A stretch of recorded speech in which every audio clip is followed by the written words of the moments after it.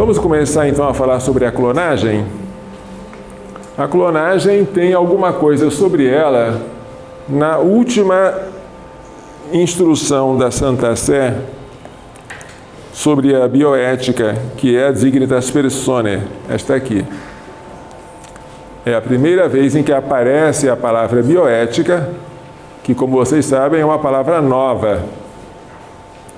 A Igreja usou no documento oficial aqui, em 2008, tá? Dignitas Personae.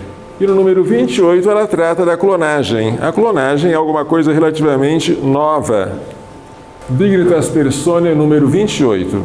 Por clonagem humana, entende-se a reprodução assexual e agâmica do inteiro organismo humano, com o objetivo de produzir uma ou mais cópias, do ponto de vista genético, substancialmente idênticas ao único progenitor. A reprodução é assexual e é agâmica, ou seja, não há cópula, nem há união de gametas. Portanto, a dissociação do sexo e da sexualidade é completa.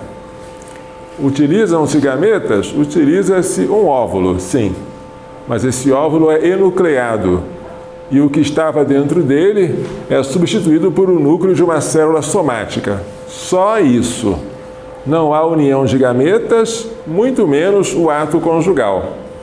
É uma maneira de reprodução totalmente estranha à espécie humana e aos desígnios de Deus para nós. A fecundação in vitro procura unir os gametas, óvulo e espermatozoide, substituindo o ato conjugal. A clonagem substitui não somente o ato conjugal, mas a própria união dos gametas. Vamos ver então esta comparação entre a fecundação in vitro e a clonagem. Fecundação in vitro une artificialmente os gametas de um homem e uma mulher, excluindo e substituindo o ato conjugal.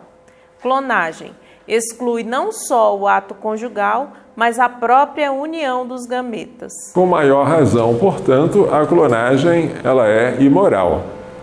Na espécie humana, evidentemente. A clonagem propriamente dita foi obtida com sucesso em animais em 1997, quando Jean Wilmut e K.H.S. Campbell clonaram a ovelha Dolly. A técnica é conhecida como transferência nuclear. Vamos então esclarecer alguns fatos e conceitos. A maioria deles vocês já conhecem, não deve ser nada de novo. As células que compõem o corpo humano, músculos, ossos, pele, etc., são chamadas células somáticas, do grego soma, que é igual a corpo. Elas têm em seu núcleo um número duplo de cromossomas, na espécie humana 46 cromossomas. Por isso, elas são chamadas células diploides. As células destinadas à procriação são chamadas células germinativas ou gametas. São elas o óvulo, produzido pelo ovário da mulher, e o espermatozoide, produzido pelo testículo do homem. Elas têm em seu núcleo um número simples de cromossomas, na espécie humana 23 cromossomas. Por isso, elas são chamadas células haploides. Portanto, os gametas são haploides e as células somáticas são diploides. Quando ocorre a fecundação, o óvulo e o espermatozoide, cada um com 23 cromossomas, haploide, se unem para dar origem a uma célula chamada ovo ou zigoto, que tem 46 cromossomas, diploide. Essa célula é um novo indivíduo humano. No momento da fecundação ou concepção, ele recebe de Deus uma alma espiritual e imortal. Um momentinho então, vamos desenhar aqui esquematicamente o que vocês já sabem.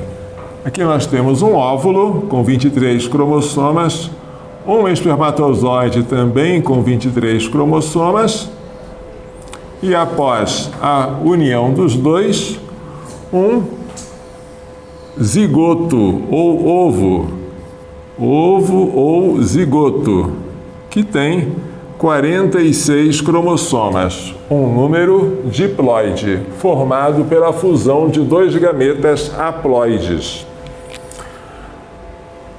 A clonagem visa produzir um novo indivíduo humano a partir de uma célula somática de um indivíduo adulto. Prestem atenção. Então, aqui eu tenho um indivíduo adulto. E vou apanhar dele uma célula somática, uma célula do seu corpo. Não uma célula germinativa. Pode ser, por exemplo, a célula do braço ou do pescoço, sei lá. Qualquer coisa assim. Essa célula é diploide, ela tem 46 cromossomas, né? Aqui, olha, e eu quero a partir desta célula produzir um outro indivíduo geneticamente igual a este. Isso aqui é a clonagem. Sim. Essa célula já é diploide, ou seja, tem um número duplo de cromossomas em seu núcleo, 46 cromossomas no caso da espécie humana. Extrai-se o núcleo dessa célula e coloca-se onde? Vamos tirar o núcleo dela então? Oi, aqui está só o núcleo agora. Só o núcleo. Extrair o núcleo de uma célula somática. Onde é que eu vou colocar esse núcleo? Vamos lá. Coloca-se em um óvulo enucleado. Opa, então um óvulo enucleado, o que que é? Era um óvulo que, como qualquer óvulo, era haploide, tinha 23 cromossomas, mas teve o seu núcleo retirado. Alguém retirou o núcleo dele. Tira o núcleo dele. Aqui como ficou ele? Ficou um óvulo enucleado, um óvulo sem núcleo. É este óvulo enucleado que vai receber o núcleo que foi retirado de uma célula somática. Um núcleo de 46 cromossomas. Então aqui eu tenho um óvulo diploide. Que coisa interessante. O óvulo é haploide. Mas eu retirei os 23 cromossomas dele e coloquei um núcleo de 46. O que isso aqui parece, hein? O que isso aqui parece? Isso parece um disco rígido. Um óvulo que tem 43 cromossomas dentro parece um ovo. Parece um ovo ou zigoto. Parece, pelo menos, né? Para que ele se comporte como tal, ele recebe uma estimulação elétrica. Zzz, tá? Aí ele passa a se comportar como um novo indivíduo. Nos animais tem funcionado assim. Então a técnica é chamada de transferência nuclear. Vamos lá. Quando o núcleo diploide, extraído de uma célula somática, é inserido em um óvulo sem núcleo enucleado, estamos diante de um óvulo que, sem receber 23 cromossomas do espermatozoide, passou a ter 46 cromossomas. Este novo óvulo assemelha-se a um zigoto, tem um número diploide, mas não foi originado por fecundação. Ao receber uma estimulação elétrica, passa-se a comportar-se como um novo indivíduo, geneticamente idêntico ao doador da célula somática. Ele tem os 46 cromossomas do organismo doador. Então, se ele for desenvolver-se em um organismo adulto, ele terá o genoma do organismo de onde foi retirado este núcleo, da célula somática onde foi retirado esse núcleo. Então, em tese, ele seria uma cópia do organismo doador.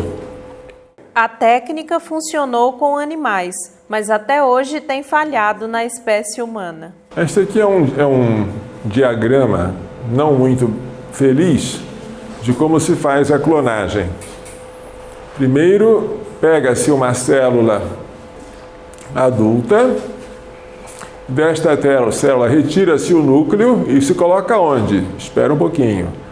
Pega-se um óvulo, extrai-se dele o núcleo, agora você tem um óvulo enucleado, e coloca esse núcleo da célula adulta, portanto diploide, dentro do óvulo que era originalmente haploide.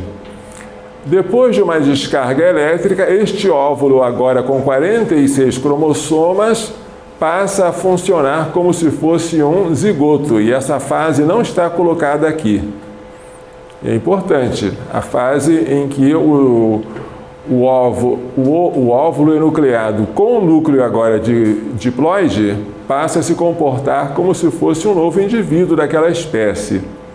Depois é que ele vai se multiplicando, né? E vai passando pela fase de mórula, que é essa que está aqui, formando um embrião pluricelular.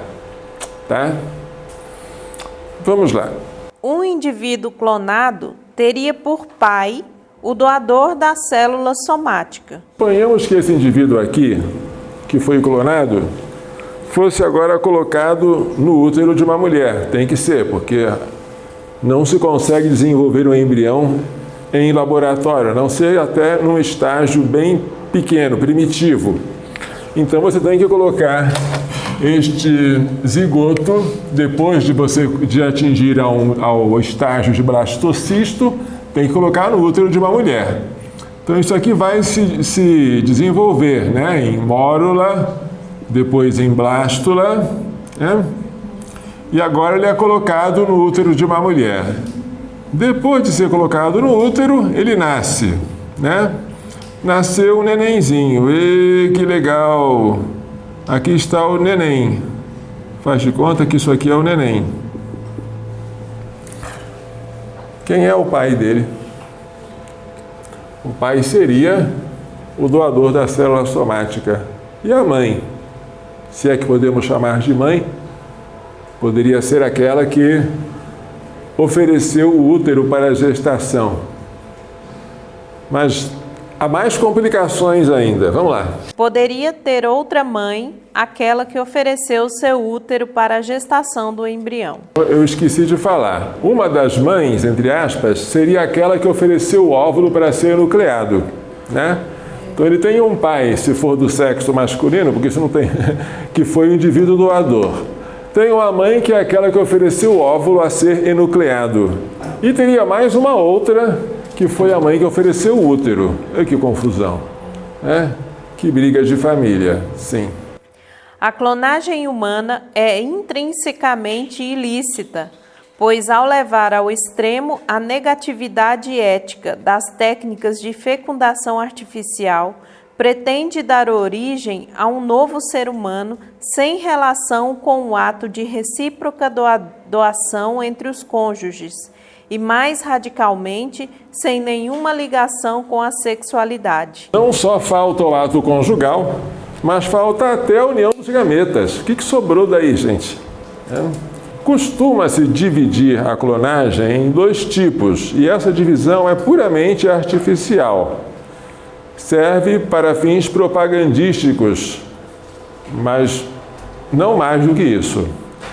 Costuma-se chamá-la de clonagem terapêutica e clonagem reprodutiva, duas clonagens que não têm muita diferença ética entre si.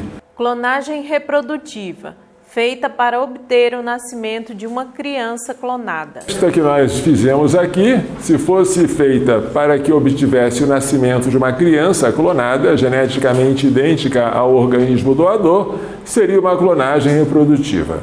Clonagem terapêutica, feita para obter embriões, matá-los e extrair deles suas células com a intenção de ajudar os doentes. Se, por exemplo, o organismo que foi clonado chegasse até o estágio de embrião, né, mórula ou blástula, e aquele fosse morto, e depois da morte se extraísse as células tronco para tratamento de doenças degenerativas, então esta clonagem seria chamada terapêutica. Qual das duas é a pior?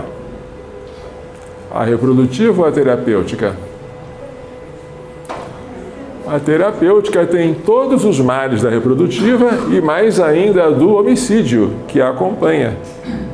Mas os jornais, os meios de comunicação tentam iludir o povo dizendo: a clonagem reprodutiva, ela produz um novo ser humano. Mas a clonagem terapêutica não, ela produz apenas células que serão usadas para o tratamento, mas esquecem de dizer que essas células um dia foram uma criancinha que você matou. Talvez seja com este objetivo que neste gráfico aqui não está colocado o embrião aqui recém-formado. Parece que a clonagem forma imediatamente células e não forma um indivíduo aqui que será morto pela extração das células.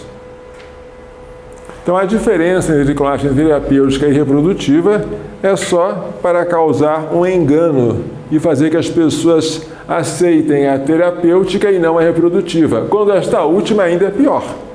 Veja o que diz a Sigridas Persone, número 30, sobre a chamada clonagem terapêutica. Mais grave ainda, do ponto de vista ético, é a chamada clonagem terapêutica. É gravemente imoral sacrificar uma vida humana a uma finalidade terapêutica. A clonagem terapêutica tem toda a malícia da clonagem reprodutiva e mais a malícia do homicídio que a acompanha. Claro, atualmente isso na espécie humana ainda é sonho, mas se um dia isso for obtido, não vai deixar de ser imoral. E o que você faz com a criança clonada? O mesmo que você faz com a criança que nasceu de um incesto, de uma prostituição, de um adultério ou de um estupro. Respeita. Ah, mas ela foi gerada num laboratório. Problema de quem gerou, mas ela não tem culpa, né? Ela tem que ser respeitada como qualquer ser humano, se um dia isso se tornar realidade. Tá bom?